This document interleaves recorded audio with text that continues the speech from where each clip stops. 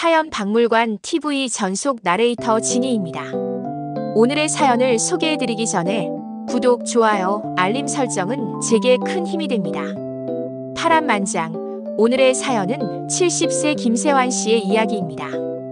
오늘도 새벽 2시다. 이 시간만 되면 눈이 저절로 떠진다. 아니, 사실은 잠이 든 적이 거의 없다. 술 기운이 조금 가라앉으면 머릿속이 또 살아난다. 어떤 날은 지난 일들이 영화처럼 돌아가고 어떤 날은 내일의 걱정이 목을 죄다. 그래서 그냥 불을 켜둔다. 불을 끄면 방이 너무 조용해서 내 생각들이 더 크게 들리니까. 이 방은 7평이다. 처음 들어왔을 땐 잠시만 버티자 싶었는데 벌써 10년째다. 벽지는 누렇게 변했고 창문은 잘 닫히지도 않는다. 겨울엔 찬바람이 쌩하고 들어오고 여름엔 곰팡이 냄새가 눅눅하게 깔린다. 그래도 이게 내 집이다. 등기부에 내 이름이 적힌 건 아니지만 이 작은 방 안에서만큼은 누가 나를 밀어낼 일은 없다. 식탁 위엔 어제 마신 소주병이 2개. 그 옆엔 약봉지가 놓여있다. 불면증 약, 혈압약, 위장약. 약은 늘어가는데 잠은 점점 줄어든다. 의사 말로는 우울증 초기라는데 나는 그 말이 참 무섭다. 초기라는 말은 희망 같지만 이 나이에 그 말은 그냥 형식이다. 누가 70 먹은 노인의 우울증을 진짜 치료해줄까?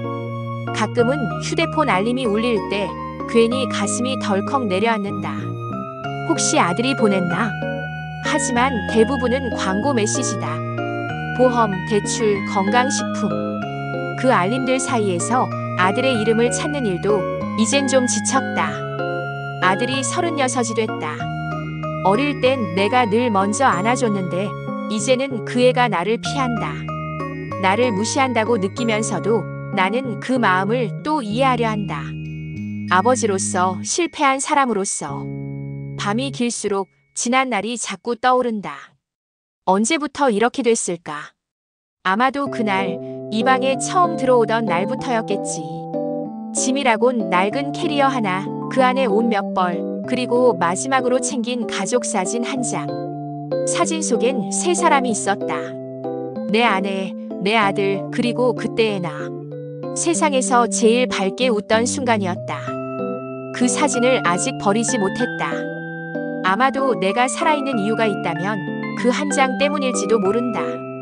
밤이면 가끔 창문을 열어본다. 바깥에선 자동차 소리, 바람 소리, 그리고 어쩌다 들리는 사람들의 웃음소리가 섞인다. 그 소리가 멀게 느껴질 때가 있다. 마치 다른 세상 같다. 나는 그 세상에서 멀어진 사람 같다. 예전엔 내가 그 소리의 한가운데 있었다. 회의 자리에서, 식당에서, 여행지에서 늘 사람들이 내 주변에 있었지. 그런데 지금은 내 옆에 있는 건 술병 2개와 시계 초침 소리뿐이다. 시간이 무섭다. 낮엔 느리게 흐르는데 밤엔 너무 빠르게 지나간다. 눈을 감았다 뜨면 하루가 사라져 있다. 오늘은 뭘 했지? 가끔 그런 질문을 해보지만 답이 없다. 먹고 자고 깨어있고 그게 다다. 누군가 내 하루를 물어도 설명할 게 없다. 그래서 말도 안 하게 된다. 입이 굳고 마음도 굳는다. 요즘은 TV에서 고독사라는 말을 자주 듣는다. 그 단어가 들릴 때마다 가슴이 쿡 하고 내려앉는다. 뉴스 속 그 방들, 지저분한 식탁, 멀리 떨어진 약봉지, 그리고 멈춰버린 시계. 낯설지 않다. 그건 꼭 내 방 같다. 나도 그렇게 발견되지 않을까? 그 생각이 들면 숨이 막힌다. 하지만 또 이상하지. 그런 생각을 하면서도 그래도 내일은 조금 나아지겠지. 그런 말을 속으로 한다. 왜 그런 말이 나오는지는 나도 모르겠다. 아마 사람은 끝까지 희망을 버리지 못하는 존재인가 보다. 비록 내일이 오늘과 다를 게 없어도 그냥 내일이란 말이 있으니까. 오늘도 불을 끄지 못했다. 불을 끄면 어둠이 너무 깊다. 그 어둠 속에서 지난 내 삶이 하나씩 고개를 든다. 잘못했어. 미안해. 다시 돌아가고 싶다. 그 말들을 수백 번 되뇌다가 결국 나는 잠이 든다.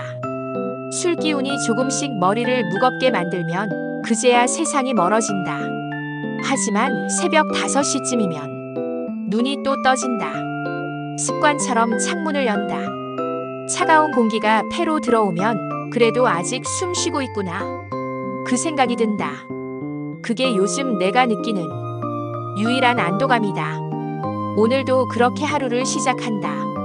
아무도 모르게 조용히 어제와 똑같은 자리에 앉아서 세상은 나를 잊었지만 나는 아직 여기 있다. 불이 켜진 이 작은 방 안에서 누군가의 기억 한 조각이라도 붙잡고 살아가는 사람. 그게 지금의 나다. 이 사진이 찍힌 게 언제였더라? 아마 2003년쯤이었을 거다.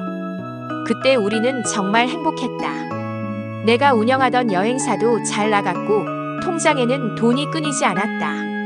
지금처럼 어두운 방이 아니라 햇살이 쏟아지던 거실에서 웃음이 끊이질 않았다. 아침마다 아내는 커피를 내렸고 아들은 학교 갈 준비를 하며 나에게 손을 흔들었다. 그때 나는 세상 누구보다 든든했다. 가족이 있었고 일이 있었고 나를 필요로 하는 사람들이 있었다. 그게 전부였다.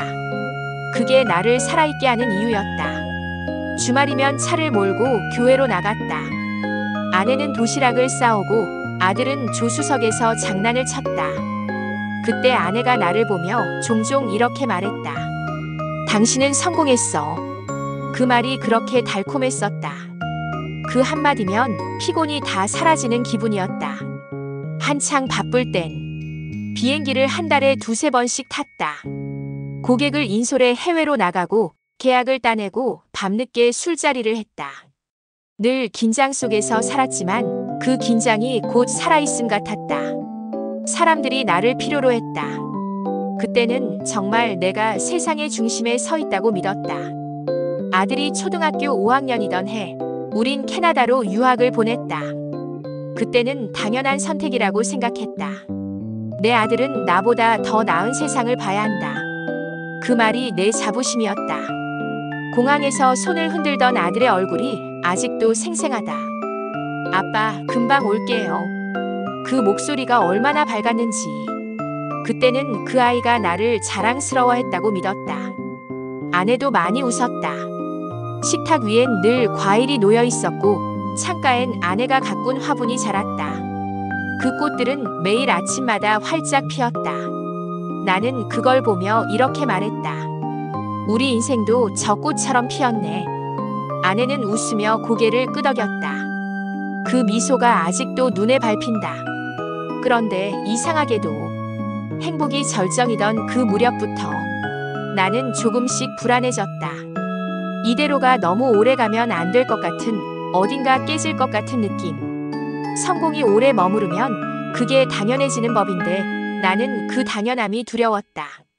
사람은 늘 더 큰 걸 원한다. 나도 그랬다. 더 큰 사무실, 더 많은 직원, 더 많은 거래처.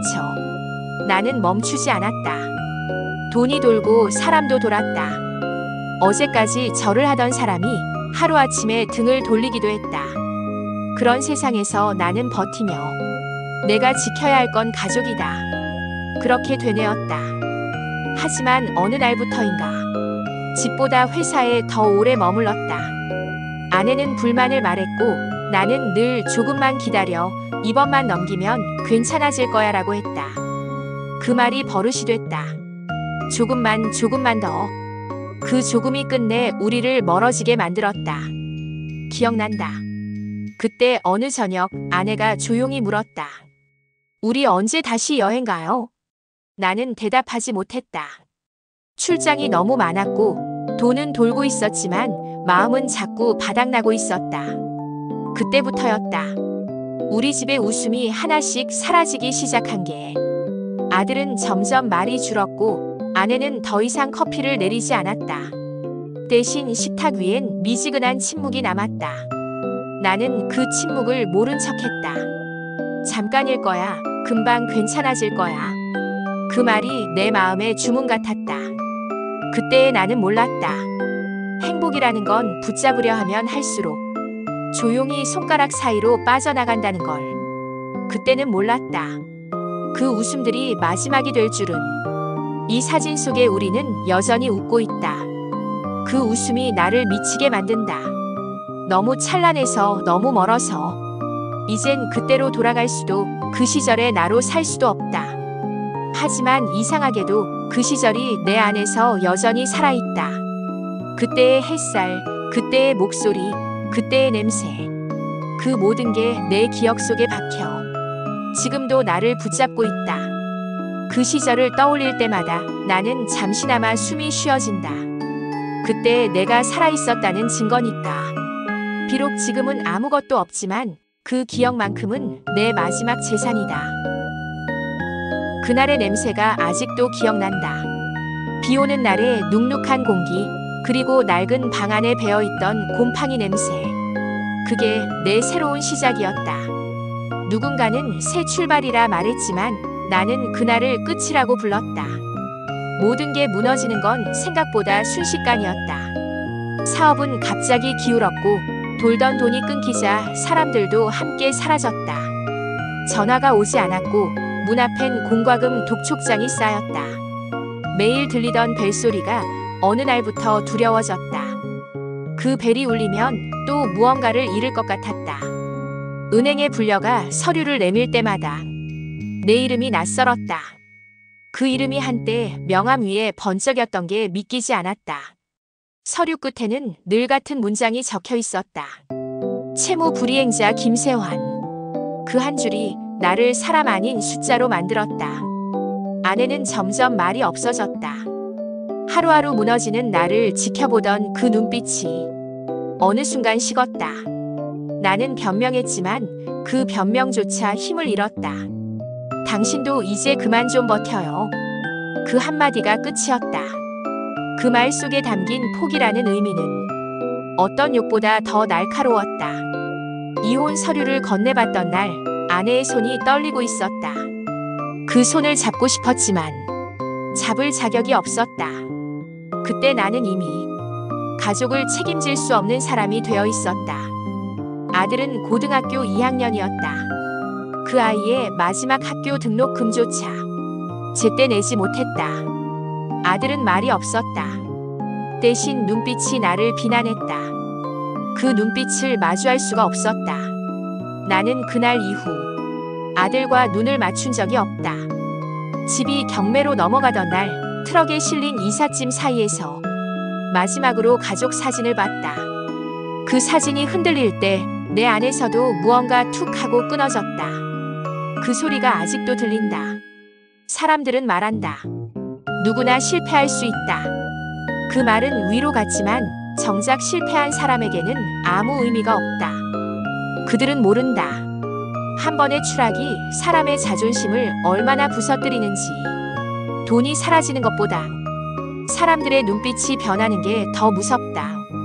한때 나를 사장님이라 부르던 사람들은 이제 내 전화를 받지 않았다. 길에서 마주쳐도 못 본 척 지나갔다. 나는 그들이 미웠지만 사실은 이해했다. 세상은 실패한 사람 옆에 오래 머물지 않는다. 하루는 술에 취해 전화를 걸었다. 아내에게, 아들에게, 친구에게. 하지만 아무도 받지 않았다. 통화 기록에 부재 중 세 글자가 늘어날수록 내 안에 어떤 불빛이 하나씩 꺼졌다. 그때 처음으로 알았다. 고독은 조용히 다가오는 게 아니라 한순간에 폭풍처럼 덮치는 거라는 걸. 나는 그 폭풍 속에서 아무 말도 하지 못했다.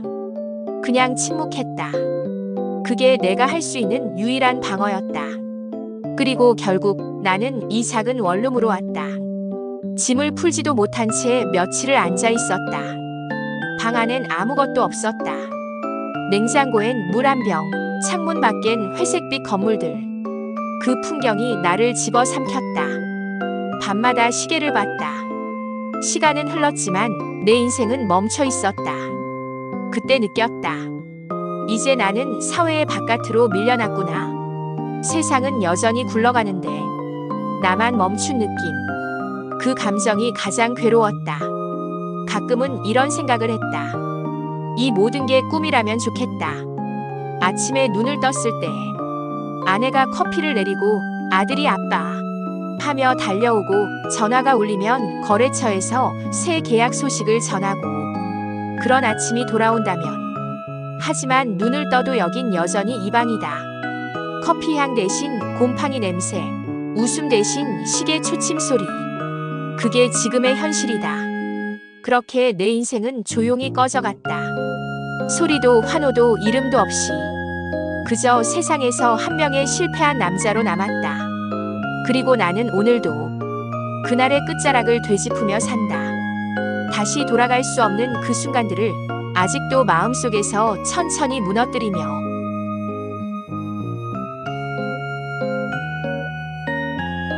밤은 언제나 길다. 낮에는 괜찮다고 스스로를 속이지만 밤이 오면 진실이 찾아온다.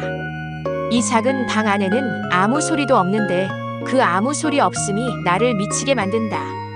불을 끄면 어둠이 방을 삼킨다. 그리고 그 어둠 속에서 내 지난 날들이 기어나온다.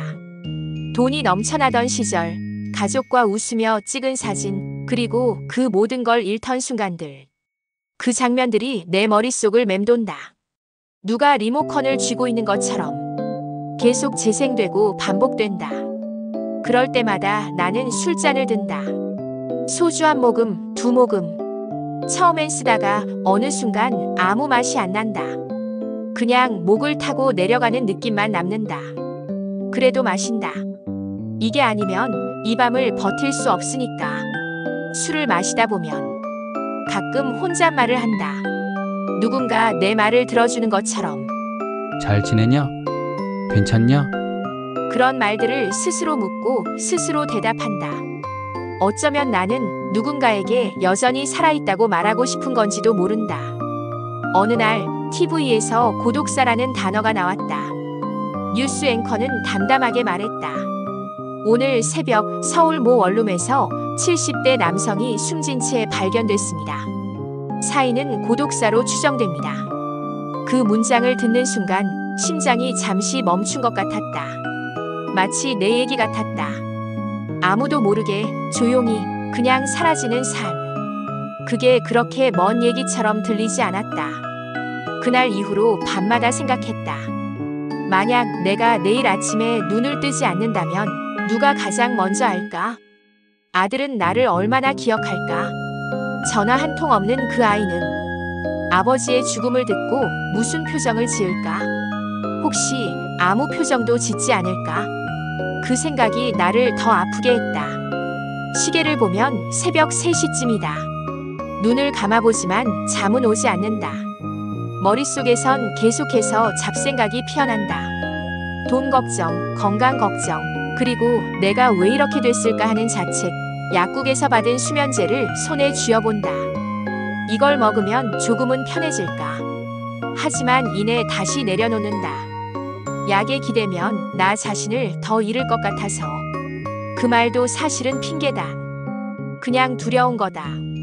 깊이 잠들었다가 다시는 눈을 뜨지 못할까봐. 어쩔 땐 그런 생각이 든다. 이 방 안의 공기도 나를 기억하지 않는 것 같다고. 아무리 숨을 쉬어도 내가 존재한다는 증거가 남지 않는다. 말을 하지 않으면 세상은 내가 사라진 줄도 모를 것이다. 창문을 열면 바깥에서 새벽 공기가 들어온다. 멀리서 아침 트럭 소리, 편의점 문 여는 소리, 그리고 사람들의 기척. 그 소리들이 나를 현실로 데려온다. 그래, 아직은 살아있구나. 그 생각이 들면 이상하게 눈물이 난다. 살아있다는 게 이렇게 고통스러울 줄은 몰랐다. 가끔은 내 젊은 시절을 떠올린다. 당당하게 거래처를 오가고 가족에게 멋진 아버지였던 시절.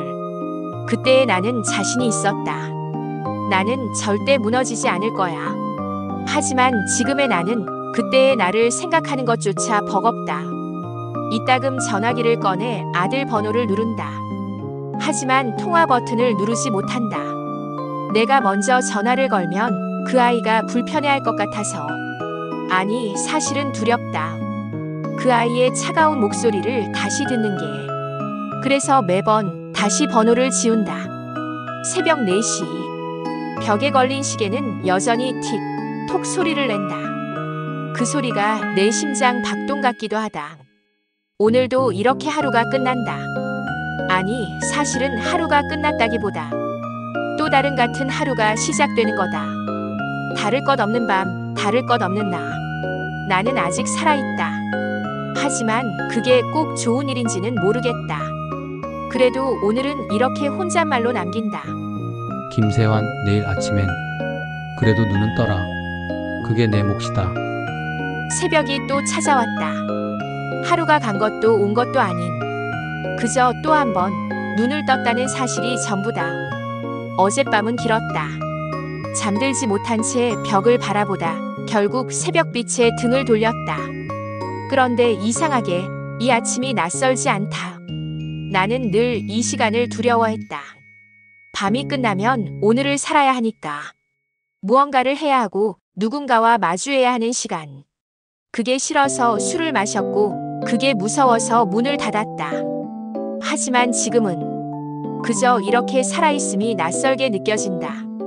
냉장고 안엔 며칠째 먹다 남은 김치와 달걀 2개가 있다. 오늘 아침은 그걸로 끝이겠지. 불을 켜고 달걀을 프라이팬 위에 올린다. 지글거리는 소리가 들린다. 이 소리조차 오랜만이다. 그래, 나도 이렇게 밥을 해먹는구나. 스스로가 신기했다. 나는 식탁에 앉아 한 입 베어 문다. 차가운 밥, 짠 김치, 기름에 탄 계란. 맛이라고 부를 수 없는 아침. 그런데 이상하게 눈물이 났다. 왜인지 모르겠다. 그저 뜨겁게 조용히 눈물이 흘렀다. 아무도 보지 않지만 이건 분명 살아있는 사람의 눈물이었다. 식탁 위엔 오래된 가족 사진 한 장이 놓여 있다. 젊은 날에 내가 웃고 있다. 그 옆엔 아내와 아들. 그때는 몰랐다. 사진 속의 웃음이 그렇게 귀한 거였다는 걸. 이제 그 미소는 내 기억 속에서만 살아있다. 그런데 이상하게 그 얼굴들이 오늘은 조금 다르게 보인다. 아내의 표정이 따뜻했고 아들의 웃음이 선명했다. 나는 그 사진을 가만히 바라보며 중얼거렸다. 미안하다. 그 한마디가 가슴에서 오래 머물렀다. 요즘 TV에서 고독사 예방 캠페인이라는 게 자주 나온다. 복지사들이 찾아가고 봉사자들이 음식을 전해주고 어르신들이 함께 모여 이야기를 나누는 장면들. 나는 그런 화면을 보며 생각한다. 저 사람들은 그래도 누군가와 함께 있구나. 부럽다, 부러워. 하지만 한편으론 나도 저기 있을 수 있지 않을까 하는 생각이 조심스레 스친다. 나 같은 사람도 다시 누군가와 이야기할 수 있을까? 문득 밖에서 누군가의 목소리가 들린다. 할아버지, 안부 확인하러 왔어요. 계세요? 복지사다. 그 목소리가 들리는 순간 심장이 두근거렸다. 문 앞까지 나가려다 멈췄다. 열어야 하나? 그냥 조용히 있을까? 손이 문고리에 닿았다. 차갑고 떨렸다. 결국 나는 문을 살짝 열었다. 복지사의 얼굴이 보였다. 아, 오늘은 일찍 일어나셨네요. 괜찮으세요? 나는 작게 대답했다. 예, 그럭저럭요. 그 짧은 대답이 이상하게 오래 남았다. 그 예 속에 내가 있다는 걸 느꼈다. 아무도 나를 찾지 않는다고 생각했는데 누군가는 나를 기억하고 있었다. 그게 얼마나 큰 일인지 오늘 아침 처음 알았다. 복지사가 돌아간 후 나는 창문을 열었다. 찬 공기가 들어온다. 멀리서 사람들의 발소리, 출근길 버스 소리, 아이들의 웃음소리가 섞여 있었다. 그 소리들이 나를 감쌌다. 나는 그 소리들을 들으며 작게, 정말 작게 중얼거렸다. 그래, 나 아직 살아있네. 이제는 알 것 같다. 고독은 사형 선고가 아니다. 누군가를 그리워하는 마음, 살고자 하는 의지, 그게 아직 남아있다면 나는 완전히 혼자가 아니다. 오늘은 술 대신 따뜻한 차를 끓인다. 찻잔 위로 김이 피어오른다. 그 향기 속에서 문득 떠오른다. 이렇게라도 하루를 시작할 수 있다면 그게 나에겐 기적이 아닐까. 나는 천천히 차를 한 모금 마신다. 입안이 데일 만큼 뜨겁다. 하지만 그 뜨거움이 좋다. 심장이 여전히 뛰고 있다는 증거니까. 오늘 아침 나는 스스로에게 말했다. 김세환, 죽지 말고 그냥 조금만 더 살아봐라.